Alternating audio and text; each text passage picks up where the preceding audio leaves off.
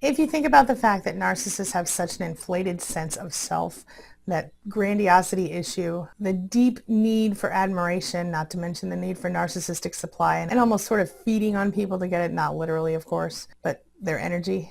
The fact that they generally almost always have troubled relationships, even though they blame the other person instead of themselves. And the fact that they're not aware that their relationships run in cycles. And most of all, that they lack empathy or the ability to care about how anyone feels, and that they act and live from that perspective.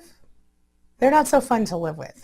The worst part is that underneath it all, they're very fragile people and who might actually lack self-esteem. Now, some studies show that not all narcissists are that way.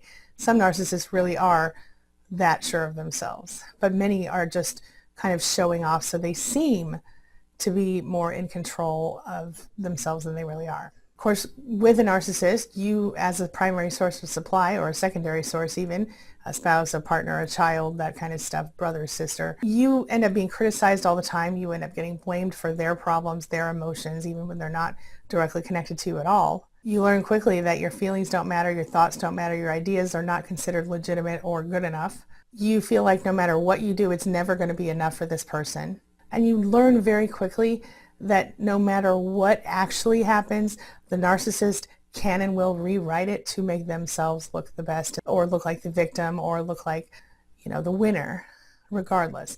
But ultimately, whatever happens will be sort of retold to fit whatever the narcissist narrative is. So if that is rewriting history, well, that's what they'll do. One way that they love to keep you off balance is what I call narcissistic limbo. They put you in this place where you just don't know what's going to happen next. Here's an example. So when I was married to my ex-husband, I would say, hey, there's this big family event we're supposed to go to, or hey, there's this party I'd like to go to, and we're invited. Can we go? And so I would ask, are you in? And my ex would say, I don't know, maybe. We'll see. I'd say, okay. And then I'd ask again, hey, this thing's coming up. Can we go? I don't know. We'll see. And this would go on until sometimes the day of the event or the moments before the event. I'd be okay, should I be getting dressed here? I'm not sure if we're going. But you're not sure we're not going. Well, we might go.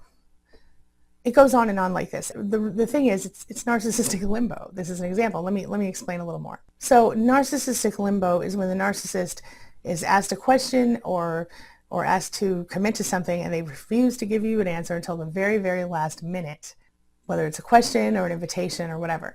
So it makes you feel like you're just kind of stuck.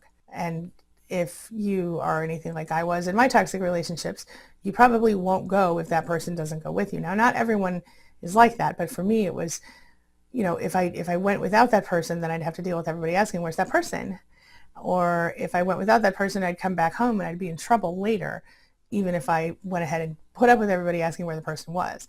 But then I'd be in trouble for going without them, you see? So it's like a lose-lose situation. I mean, it's no secret. We know that the narcissist needs to feel like they're the center of the world in every single situation, right? But this one tactic, the narcissistic limbo thing, is one of those things that a lot of us go through, but nobody really talks about. So whether they're doing it subconsciously or not, they are refusing to commit to your requests or answer your questions or give you any information at all. They're withholding information. And of course, for me, it was very frustrating when it was about my schedule. Like, okay, so I'm trying to plan this thing. I'm trying to figure this thing out. Are we going? Do we need to put gas in the car? Do we need to buy the dish for the potluck? Or do we need to, whatever it was. There were details that mattered. I wouldn't know if I could deal with the details and make the dinner or whatever if the person wouldn't give me the answer.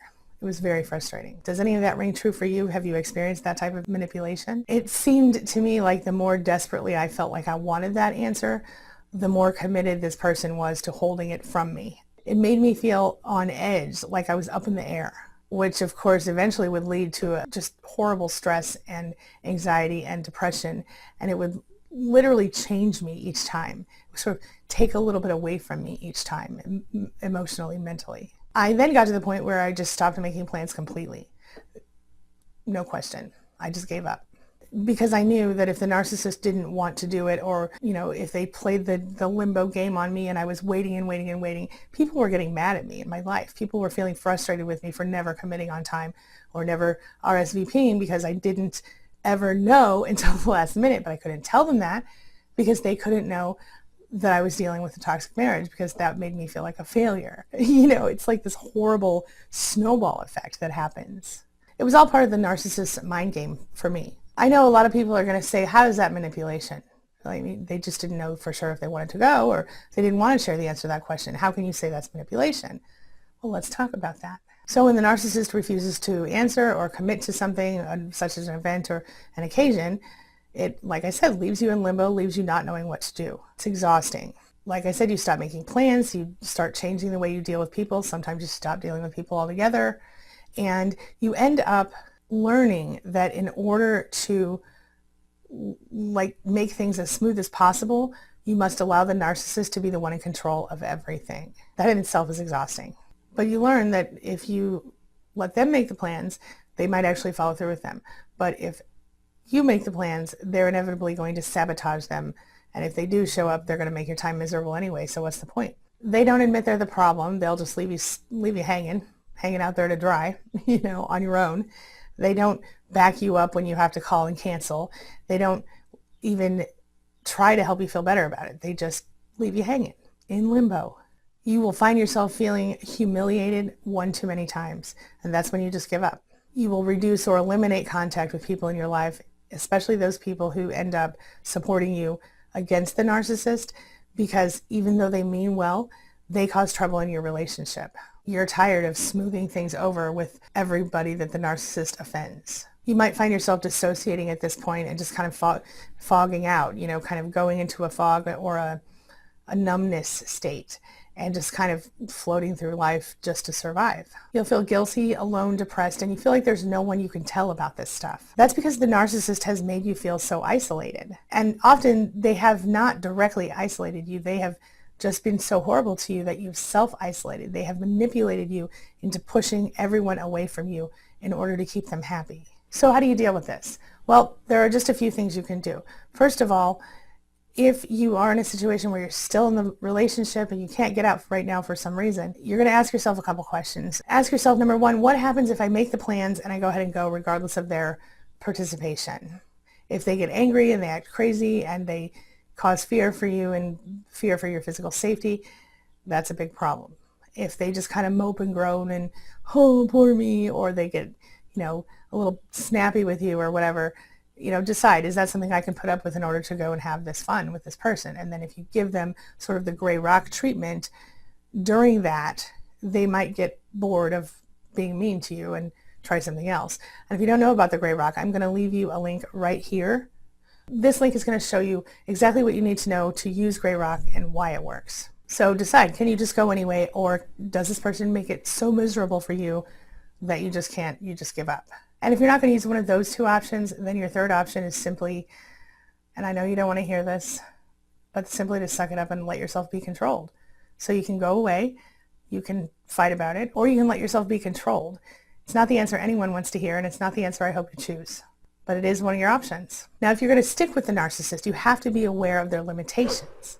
This is really important. Keeping you in limbo is just one way the narcissist controls you here. So maybe the way that you approach this in the future is to say, hey, narcissist, or whatever their name is, I am going to do this event, or I'm going to be, attending this family reunion or that show or whatever, and you're welcome to join me if you like. But here's the thing, if the narcissist says, okay, whatever, I'm not going, you have to go anyway, because you need to show them that you're independent and capable of doing it on your own. You understand what I mean? By going, you're also going to really cement your own social independence, or at least the beginning of it, and that can be really powerful for someone who's working on surviving and then thriving and then evolving. So just a quick recap on your options here. Number one, leave and go no contact or low contact if you're co-parenting or sharing business with this person for some reason. Number two, stand up for yourself and stick it out. This is not an ideal situation, but in some cases, you might stay in the relationship and you might just choose to maintain and enforce your personal boundaries. This is not going to make the narcissist like you very much. It's going to be a high-stress situation, and I don't recommend it. It takes an incredibly strong person and a narcissist who is maybe more on the mild end of the spectrum for this to ever work. Like I said, try the gray rock method here. And number three, shut up and take it.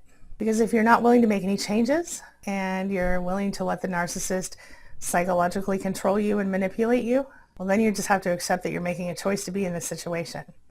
And I really hope you don't make that choice. You deserve better than that. You're worth more than that.